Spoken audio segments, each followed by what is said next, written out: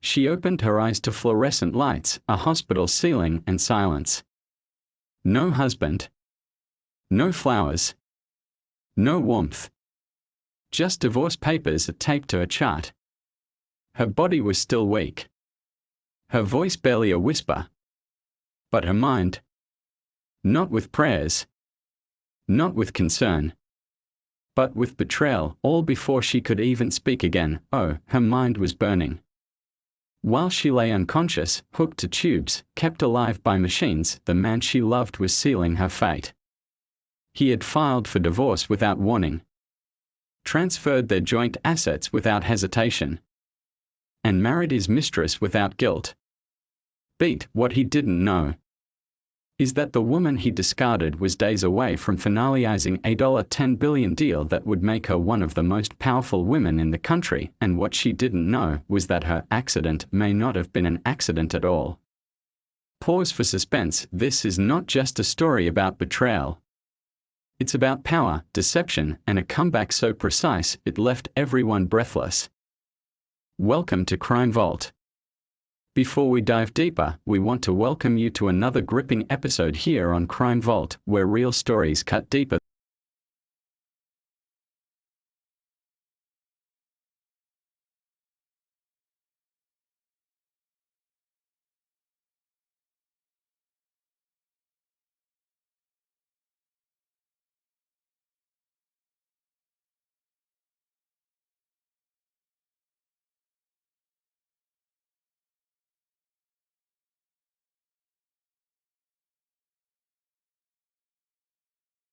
You're the reason we are able to bring the hidden truths to light. They looked perfect, two successful people conquering the world together. And if you're new here or haven't yet subscribed, please take a moment to do so. It's one of the most powerful ways to support our work and ensure that these stories, no matter how painful, are never forgotten. Let's go back to the beginning. Before the hospital bed. Before the mistress. Before the fall. Encouraged her to let him handle the stress of accounting, contracts, payroll. Let's meet the woman, legal circles, and the social elite, who was about to lose everything without ever knowing, no doubt. But also humble. Quiet. The kind of woman who didn't chase the spotlight because she was too busy building empires behind the curtain. She had already won. Now she was just a woman in love. He introduced himself with a joke. She laughed. He offered her a drink. The next day, he sent roses to her office. Her name was Olivia Hart. A name that would soon shake corporate boardrooms, but before the headlines. At 26, Olivia was already running her second tech startup, one that focused on blockchain applications in government security.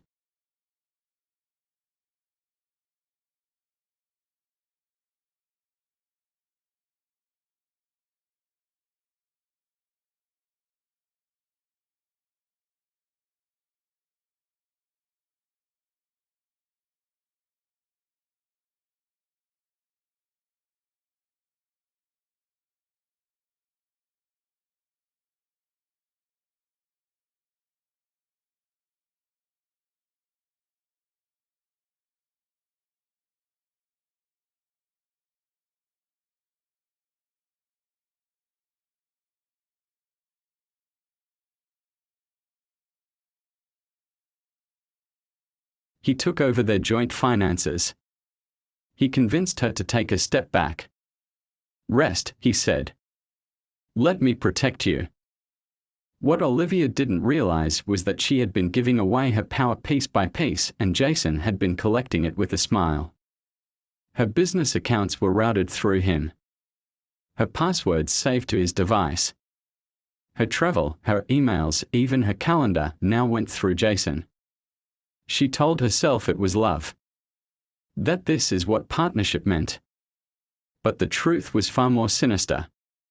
Jason wasn't protecting her. He was positioning himself. And when the time came, he would strike like a man who had spent years preparing for a silent war. There were signs, of course. The phone calls that ended when she entered the room. The business trips he refused to let her attend. The late-night texts he claimed were just clients. But Olivia didn't press. She trusted him. After all, he was her husband. And then, she collapsed. Right there in the hallway of their $4 million mansion, with Jason standing 5 feet away. A seizure. Sudden. Violent. She hit the ground hard. Blood on the marble floor. Jason froze for a second, then called 911. And just like that, the perfect marriage was over. Not because Olivia wanted out, but because Jason saw his opportunity and took it. The call came in at 8:17 p.m. A woman. Mid-30s. Seizure. Unconscious. Paramedics arrived within minutes to the gated estate in Pacific Heights. They found Olivia Hart face down, blood pooling beneath her cheek, her body still twitching. Jason met them at the door. Calm. Strangely composed. She has a history of migraines, he told them. She skipped dinner. Probably just fainted. But the paramedics saw something else. A bruise forming at the base of her skull. And blood pressure dropping fast. They rushed her to St. Augustine Medical Center. She was intubated on arrival. Brain swelling. No response. A medically induced coma was the only option. Jason called no one. Not her sister. Not her team. Not even her attorney. Instead, he called one person. A woman named Kira Vaughn. Kira wasn't family. She wasn't a friend. She was something else. While doctors fought to keep Olivia alive, Kira arrived at the house within the hour. She carried 2 suitcases. And a garment bag. Inside it. A white dress. Jason moved fast. Too fast. 3 days into Olivia's coma, he filed for divorce citing irreconcilable differences. At the same time, he requested medical power of attorney, claiming she had once verbally given him that right. A hospital administrator pushed back. Said they needed documentation. Jason provided a notarized form the next morning. It was dated 2 weeks prior. Her name was Kira Vaughn. Publicly, she was a lifestyle consultant, whatever that meant. Privately, she was Jason's mistress. But this wasn't a new affair. It had been going on for years. It began with subtle meetings. Hotel receipts Olivia never saw. Flights Jason claimed were for work. And gradually, Kira replaced Olivia, piece by piece. Kira wore Olivia's jewelry.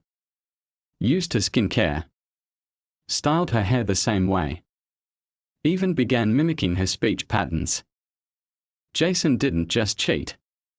He built a second version of his wife, with someone who looked just enough like her to pass in photographs.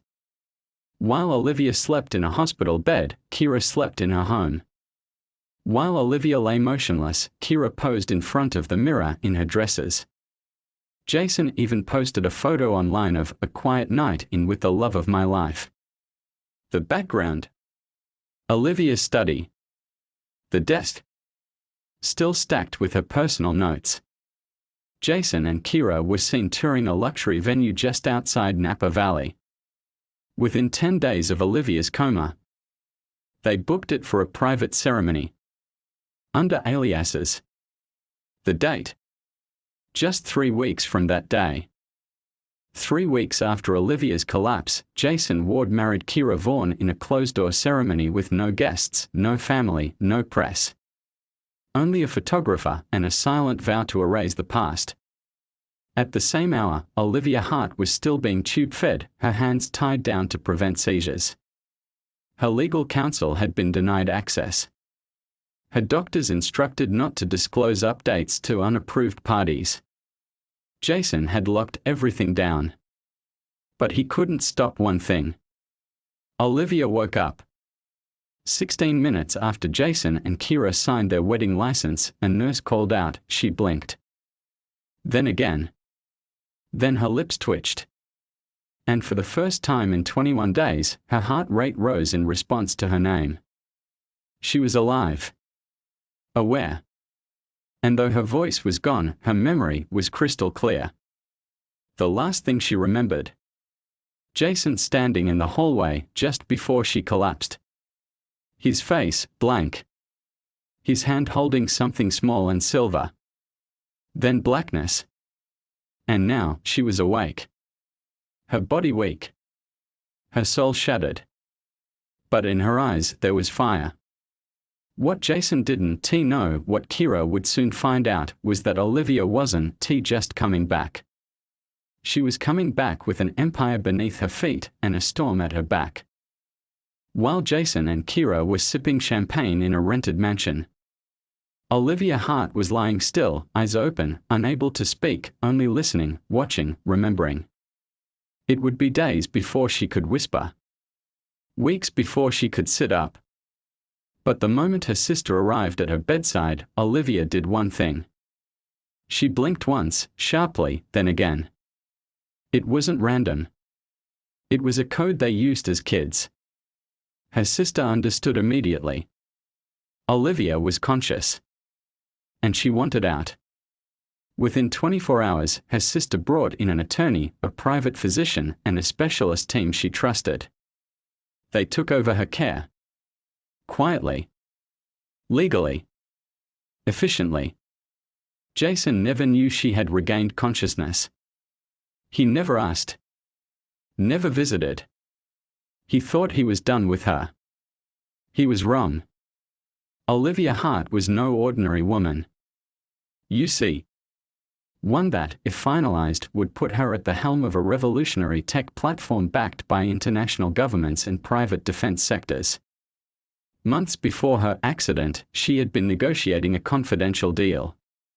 It was a blockchain-driven AI security protocol, untraceable, unbreakable, and in the right hands, unstoppable.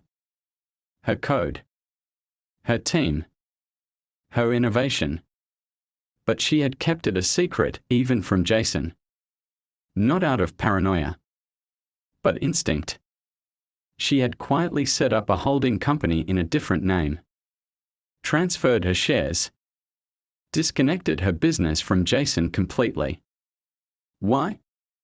Because something told her he wasn't who he pretended to be. 3 weeks before the collapse, Olivia's final contract had gone into escrow. All that was left was one digital signature upon her return from the summit. The seizure. But then. The coma. The betrayal. What Jason didn't know was that Olivia had programmed a time trigger into the system. If her identity went inactive for more than 30 days, the company wouldn't dissolve. It would reassign control to a sealed backup identity she created years ago. And when she woke up in that hospital bed, she realized something terrifying. Jason hadn't just abandoned her. He had tried to erase her before the clock ran out. He had filed for divorce. Claimed she was mentally unfit. Tried to bury her in silence. Olivia's backup profile activated. Because if he could declare her legally incompetent before day 30, he could intercept the deal. Take the seat. Claim the empire. But he was too late. On day 31, while Jason and Kira were vacationing in the Maldives, an encrypted email was sent to all parties involved in the deal. Olivia Hart is alive. Competent. And in full control. Jason never saw it coming. And when he did, it was already over. She signed the final contract from a private hospital suite in Switzerland. With her attorney. And her new legal team. The deal closed at $10.2 billion. Olivia Hart was no longer just a CEO. She was a titan. And she didn't want revenge. Not yet. She wanted silence. She wanted power. She wanted Jason to think he'd won. Because the best revenge doesn't happen in court. It happens in silence when your enemies don't even know they are being watched. Jason Ward had no idea he was being hunted. Not with threats, but with something far more dangerous. Not with violence. Posted no photos. Precision. Olivia Hart had returned from the dead, but not publicly. She gave no interviews. She was still recovering quietly. She was building an empire of vengeance. Out of sight. To the world, ex-cybercrime analysts and forensic financial investigators. But behind closed doors. She hired a private intelligence firm, one used by retired military contractors. Former CIA, their task, one directive. Take everything from him, but never let him see your hand. They started with Jason's emails. They cracked his private servers in less than 2 days. In total, spread across the Cayman Islands, Malta, they sped up the extraction. Wire transfers. And the UAE. Then came the offshore accounts, 6, each one tied to shell companies that funneled money from Olivia's own business assets, months before her coma. Kira had been in on it too. It was all there.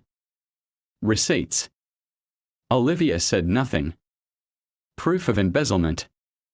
No further information available. Forgery. Fraud. And is preparing major legal action against a former partner. She wasn't just a mistress. She was his partner in crime. They had conspired to funnel millions, slowly, methodically, over 2 years. And the moment Olivia fell, Olivia's team filed quiet lawsuits across 3 countries, using anonymous holding entities. They froze the accounts without warning. Jason tried to transfer $1.2 million to cover the mortgage on their new home. She had her attorney leak something subtle to a tech blog. One line. Now I'll show you what nothing really feels like. Transaction denied. His credit cards were cancelled. His personal bank accounts flagged. And all he got was a single notification, pending investigation. Still, instead, an unnamed female CEO has returned to the helm of her company, following a health crisis. No names were given. But Jason's phone lit up within hours. Investors pulled out. His business partners began to distance themselves. Even Kira started asking questions. About money. About safety. About Olivia. And then Olivia made her first direct move. A single white box. Delivered to Jason's office. Inside, a set of printed emails. Photos of Kira and another man, Jason's own best friend. And a short note. You took everything. No signature. No return address. But he knew. He knew. The next morning, Jason tried to call Olivia. She didn't answer. She never would again.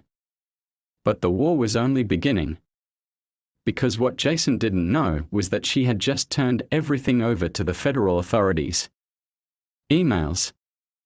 Bank records. Tax evasion reports. And a complete timeline of his fraud. Signed and dated. And all of it traced back to him. When a man like Jason Ward loses everything, he expects pity. Sympathy. A chance to explain. But what he received was silence. No one came to his defense. Not a single partner.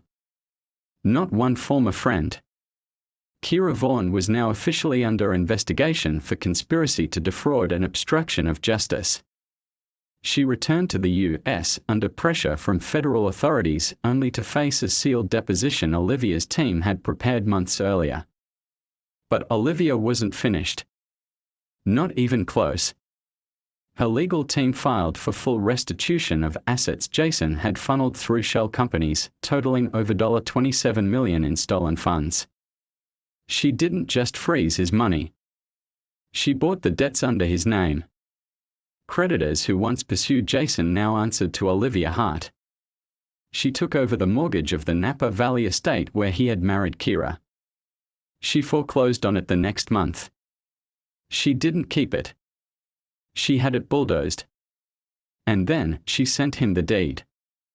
In a black envelope. With a single sentence printed on thick ivory paper, "This is what ashes feel like." Jason was now broke. Jobless. Under criminal indictment. But Olivia never gave an interview. Never stepped onto a stage. She never gloated. Instead, she launched a foundation, the Hart Initiative, dedicated to supporting women whose partners financially betrayed them.